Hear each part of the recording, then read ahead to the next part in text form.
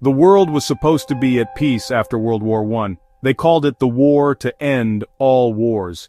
But the peace that followed was fragile and filled with anger. The conflict had devastated Europe, leaving millions dead and entire countries in ruins. Economies were shattered, and societies were left grappling with immense loss and trauma. This post-war world was a breeding ground for new conflicts. The old empires of Austria-Hungary and the Ottomans were gone, replaced by new, unstable nations. At the heart of this fragile peace was the Treaty of Versailles. Signed in 1919, this treaty was meant to formally end the war and hold Germany accountable. However, its terms were incredibly harsh. Germany was forced to accept full blame for the war, a clause known as the War Guilt Clause. It had to pay enormous sums of money, called reparations, to the victorious Allied nations. These payments were crippling to the German economy, which was already in a state of chaos. The treaty's goal was to weaken Germany so much that it could never again threaten Europe, but it ended up planting the seeds of future resentment. The Treaty of Versailles did more than just demand money. It also took away significant German territory, including valuable industrial regions like the Saarland and Alsace-Lorraine. The German military was severely restricted.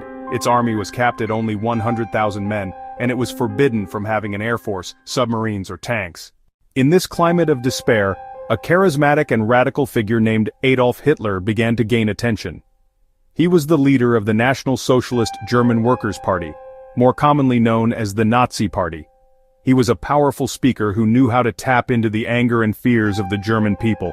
He promised to tear up the Treaty of Versailles, rebuild the military, and restore Germany to its former glory. He offered simple solutions to complex problems, blaming Germany's troubles on specific groups including Jewish people and the politicians who had signed the treaty. His message resonated with millions who felt lost and betrayed. The Nazi Party's platform was built on extreme nationalism and racial ideology. Hitler promised to create a greater Germany by uniting all German-speaking people under one powerful empire, or Reich. By the early 1930s, the economic crisis had pushed Germany to its breaking point. In the 1932 elections, they became the largest party in the German parliament, the Reichstag. Traditional political leaders, thinking they could control Hitler, made a fateful decision. In January 1933, they appointed him Chancellor of Germany. This was the moment everything changed. Hitler now had the power of the state at his disposal, and he had no intention of sharing it or playing by the rules of democracy. Once in power, Hitler moved swiftly to dismantle democracy and establish a totalitarian dictatorship. He used a fire at the Reichstag building as an excuse to suspend civil liberties and eliminate all political opposition. Other political parties were banned, trade unions were dissolved, and his opponents were arrested and sent to concentration camps. He declared himself the Führer, or supreme leader, of Germany. With complete control over the government, the military, and the people, Hitler began to put his dangerous plans into action. With Germany now firmly under his control, Hitler began to openly defy the Treaty of Versailles. In 1935, he announced that Germany would reintroduce military conscription and rebuild its armed forces, including a new air force, the Luftwaffe. This was a direct violation of the treaty, but the other European powers did very little to stop him.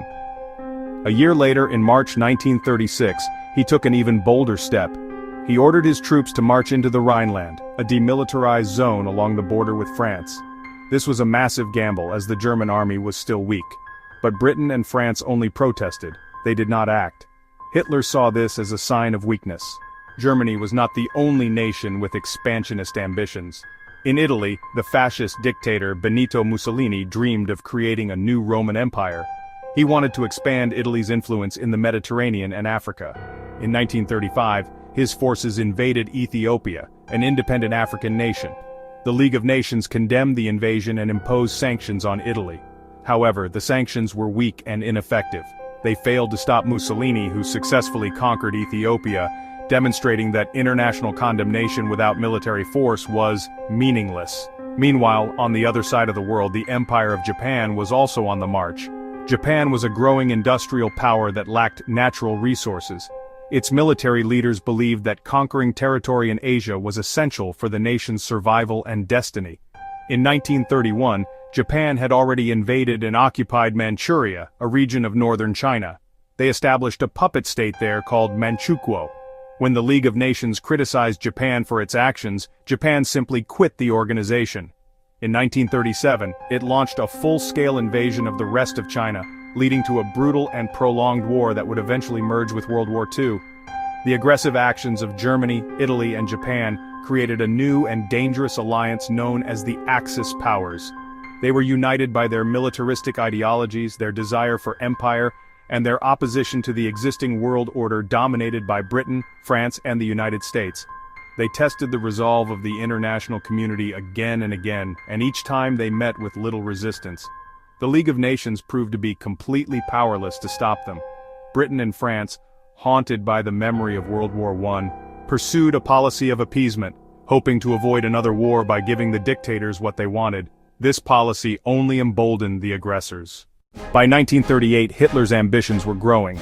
He turned his attention to Austria. He orchestrated a forced union, the Anschluss. He demanded the Sudetenland, which had a large German-speaking population. Tensions rose across Europe. War seemed imminent. In a last-ditch effort, Chamberlain flew to Munich to meet Hitler. Britain and France agreed to Hitler's demands. They allowed him to take the Sudetenland for a promise of no more claims. Chamberlain returned claiming peace for our time. The promise was a lie. Appeasement had failed. In March 1939, Hitler invaded and occupied the rest of Czechoslovakia. Britain and France realized he could not be trusted. He was aiming for domination of Europe. Britain and France abandoned appeasement and guaranteed Poland. The line had been drawn. To avoid a two-front war, Hitler made a deal with Stalin. In August 1939, Germany and the Soviet Union signed a non-aggression pact. Secretly, they agreed to divide Poland. The world held its breath. Diplomatic maneuvering was over. The time for war had arrived. On September 1, 1939, the German army launched a massive invasion of Poland. Using a new tactic called blitzkrieg, German tanks and planes smashed through Polish defenses. Hitler ignored Britain and France's final warnings. On September 3rd, Britain declared war. On September 3rd, France declared war. This marked the official start of World War II in Europe. Japan's aggression in Asia contributed. Italy's ambitions in Africa contributed. But the primary responsibility rests with Hitler and Nazi Germany. His lust for power plunged the world into its deadliest conflict. If you enjoyed this video, please subscribe and check out our channel for more history content.